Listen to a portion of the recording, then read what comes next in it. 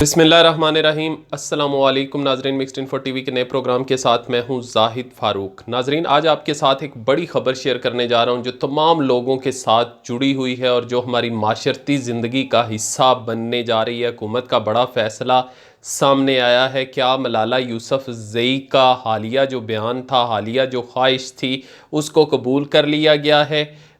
पाकिस्तान में अब नकाह रजिस्टर्ड ख़त्म होने जा रहे हैं। हुकूमत की तरफ से असूली फ़ैसला कर लिया गया है। इसकी सारी हकीकत क्या है और क्या कुछ होने वाला है, ये आपके साथ शेयर करूँगा।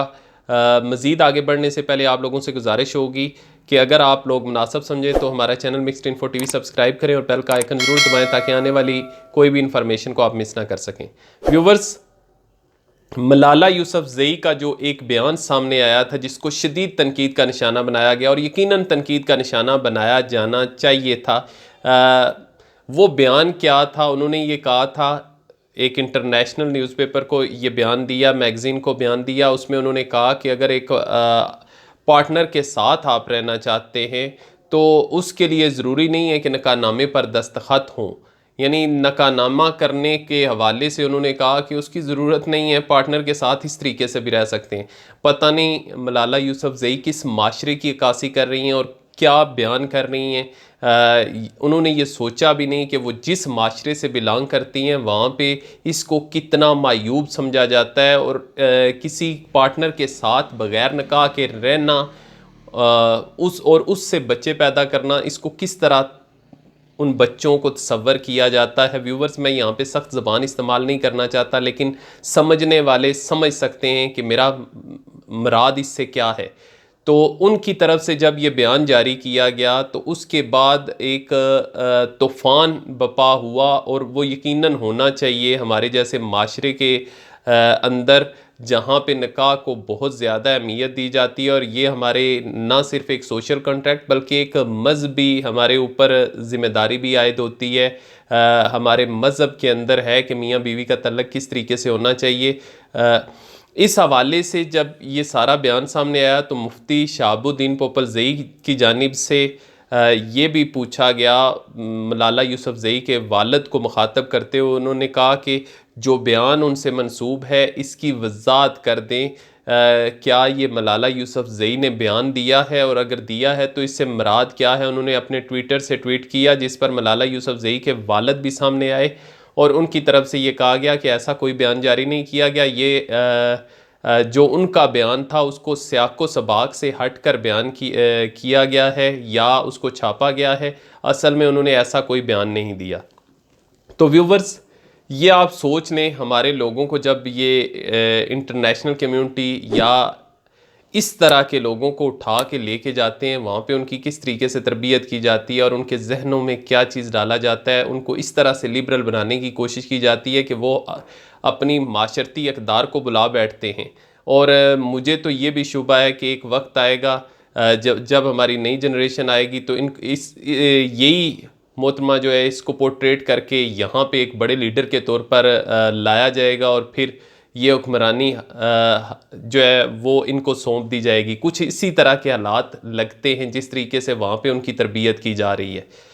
तो ये बयान तो अपनी जगह पे मौजूद है और इस पे जो शोर उठा वो भी अपनी जगह पे मौजूद है। लेकिन जो आज की टॉप न्यूज़ है वो यही, मैंने आपके साथ शुरू में भी कहा था कि क्या मलाला यूसुफ़ज़ई की बात को मान लिया गया है और हुकूमत की तरफ से जो पाकिस्तान में निकाह रजिस्टर्ड ख़त्म करने का फ़ैसला किया गया है वो किस पैराए में है और किस उसकी हकीकत क्या है। तो ये मैं बता दूं कि मलाला यूसुफ़ज़ई की बात को मानना किसी सूरत भी मुमकिन नहीं है और ना ही इसको तस्लीम किया जाना चाहिए और ना ही कोई तस्लीम करेगा और इसकी जितनी मजम्मत की जाए वो कम है। लेकिन अब निकाह रजिस्टर्ड के हवाले से ज़रा सुन लें। पाकिस्तान में अब निकाह रजिस्टर्ड ख़त्म हो गए हैं और इस हवाले से निकाह रजिस्टर की जगह एक टैब मुतारफ़ करवाया जाएगा। डिजिटल पाकिस्तान के हवाले से जो प्राइम मिनिस्टर का विज़न है कि हर चीज़ को डिजिटलाइज़ करना है, हमने ऑनलाइन करना है, ताकि ये जो बड़े बड़े रजिस्टर रखे जाते हैं और फाइलों के पूरे अंबार लग जाते हैं, इनसे जान छुड़ाई जाए क्योंकि दुनिया पूरी डिजिटल हो रही है। तो इसी डिजिटल पाकिस्तान की तरफ एक कदम और उठाया है, क्योंकि ये हमारे हर माशरे के अंदर हर जगह पे निकाह का जो रजिस्टर्ड है वो मौजूद होता है, और वहाँ पे वो जब भी निकाह पढ़ाया जाता है, जो इमाम मस्जिद होता है या जो निकाह खान होता है वो उसको रजिस्टर्ड करता है। तो व्यूवर्स, हो क्या रहा है, निकाह रजिस्टर्ड की जगह एक टैब मुतारफ़ करवाया जाएगा या मुतारफ़ होने जा रहा है, और इसके लिए इमाम मस्जिद को लोकल गवर्नमेंट की तरफ से 1 महीने का कम अज़ कम कोर्स करवाया जाएगा, ताकि वो उस टैब के ऊपर किस तरीके से काम करना है और किस तरीके से निकाह को रजिस्टर करना है, उसकी फ़ीस क्या होगी, ये सारी चीज़ें जो है वो उस पे दर्ज करेगा, टैब के ऊपर वो सारा काम करेगा। अब टैब के ऊपर उसने किस तरीके से, और निकाह जो भी पढ़ाया जाएगा वो सारा उसी के ऊपर ही होगा। इसके साथ साथ निकाह खान का अकाउंट भी होगा, क्योंकि जो ऑफिशियल फ़ीस होती है वो निकाह खान के अकाउंट से काटी जाएगी, और निकाह खान जो है वो वसूल करेगा लोगों से। फिर इसके साथ साथ निकाह खान जो गवाहान हैं उनके शनाख्ती कार्ड पहले से स्कैन होंगे, फिर यानी पहले स्कैन किए जाएंगे, फिर उनके अंगूठे जो है वो थंब प्रिंट या थंब स्कैन किए जाएंगे, जो बायोमेट्रिक वेरिफिकेशन होती है वो की जाएगी। अगर तस्वीर और उसका मैच नहीं होता तो फिर गवाहान को तब्दील करना पड़ेगा, यानी कहीं भी अगर कोई मसला पैदा होता है, क्योंकि ये सारा सिस्टम नादरा के साथ मुंसलिक किया जाएगा। और इसमें बहुत ही इम्पॉर्टेंट एक बात है, बहुत से लोग, बहुत सी फैमिलियां फंस जाती हैं। दूल्हे के लोग जो है दूल्हे का क्रिमिनल रिकॉर्ड छुपा लेते हैं, उनको नहीं पता होता फैमिलीज़ को कि ये इसका रिकॉर्ड तो नहीं, कोई ऐसा तो नहीं है कि कोई डिफ़ाल्टर हो, कोई मुजरम हो, कोई पुलिस को मतलूब हो। तो अब हुकूमत का ये इक़दाम जो है, इससे बहुत सी बच्चियों की ज़िंदगी जो है वो बच जाएगी, और ये यानी दूल्हा जो है वो किसी के साथ इस तरीके से रिकॉर्ड छुपा नहीं सकेगा, बल्कि रिकॉर्ड किस तरीके से सामने आएगा व्यूवर्स, ये मैं आपको बता दूं। दूल्हे की तस्वीर इमाम या जो भी निकाह खान होगा वो लेगा, और वो नादरा के साथ मैच की जाएगी। जहाँ कहीं भी रिकॉर्ड के अंदर वो आ जाएगा कि कहीं ये शख्स टैक्स चोर तो नहीं है, क्योंकि नादरा के पास सारा रिकॉर्ड होता है, तमाम अदारों के साथ FBI और सब के साथ मुंसलिक किया जाएगा।